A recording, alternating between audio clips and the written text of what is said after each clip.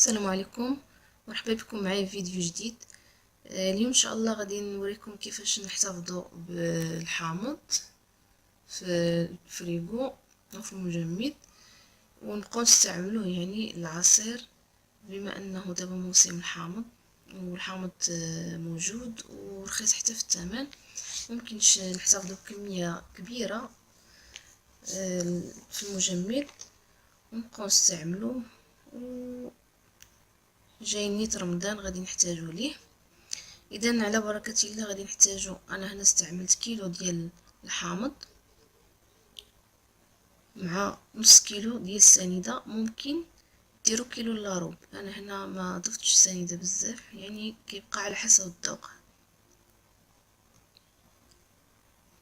اذا اول حاجه غادي ناخذوا الحامض، غادي نحكوه، نحيدو منه القشره ديالو، يعني بلا ما نوصلوا للقشره البيضاء، نحيدو ديك القشره الصفراء كامله، نحكوها بالحكاكه في الجهه الرقيقه حتى كنساليو الكميه ديالنا كامله.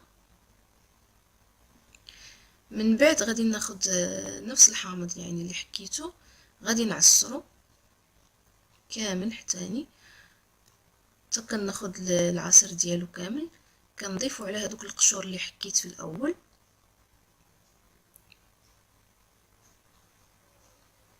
كنصفي من طبيعه الحال من العظم ومن هذوك الحشف ديالو، كنصفيه باش يبقى لي غير العصير.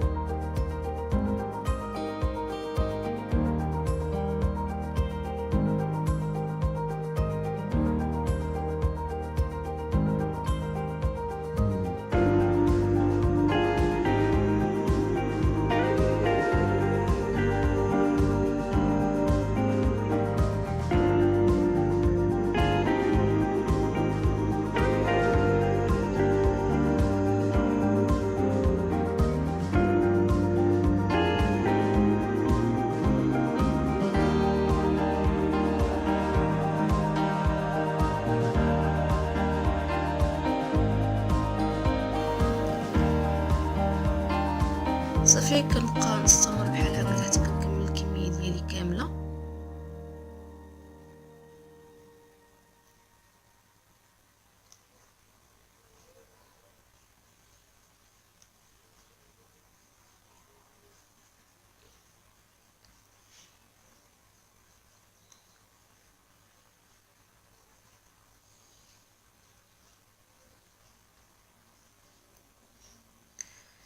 ملي كملت العصير ديالي غادي ندوز باش نضيف له هذاك الكميه ديال السنيده. كيف ما قلت لكم ممكن تستعمل نص كيلو حتى الكيلو الا ربع.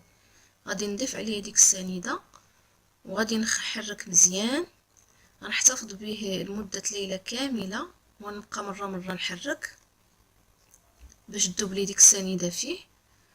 وفي الصباح ان شاء الله من بعد ما مرات هذيك 24 12 ساعه ولا المهم على حسب، يعني ليله كامله 12 ساعه حتى 14 ساعه، غادي ناخذه وغادي نصفيه. ممكن نحتفظ به في قوالب يعني ديال السيليكون، او نخليه في بواطه. راه يعني الا درتوه في بواطه راه كيتهز بسهوله، كيولي بحال انكول، يعني كيتهز. ما تخافوش منه، يعني ممكن ديروا على المعلقه وكتاخذوا الكميه اللي بغيتو. سينو غادي ديروا هذوك القوالب كما قلت لكم ديال السيليكون وتبقاو تهزوا طرف بطرف. صافي انا من بعد ما غادي نكمل يعني هاد سميتو غادي نديرو في علبه. انا اختاريت نديرو في علبه وغادي نحتفظ به في المجمد. الوقت اللي غادي نحتاجو غادي نجبدو ونستعملو ان شاء الله. كنتمنى هاد الفكرة تكون نالت الاعجاب ديالكم. ما تنساوش تدعموني بلايك وتخليو لي تعليقات وتشجعوني باش نجيكم دائما بفيديوهات جديدة ان شاء الله. والسلام عليكم ورحمة الله. خليكم مع الفيديو والى اللقاء.